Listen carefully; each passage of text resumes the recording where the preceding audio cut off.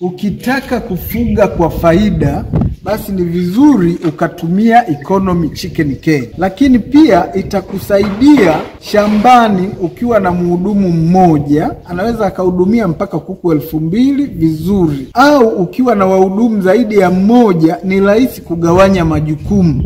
Labda mmoja afanye logistics, mwingine afanye kazi ya kutoa huduma kwa kuku.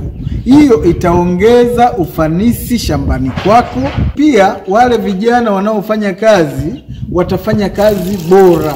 1, kuku hawatamwaga maji. 2, kuku hawatamwaga chakula. 3, kwenye banda hili au kwenye keji hamna maranda ambayo yanaleta magonjwa, hasa mafua, minyoo na macontamination mengineyo. Kwa hiyo wewe ukipenda kutumia hizi economy chicken cage, basi zitakuletea faida nyingi na utaongeza faida shambani kwako.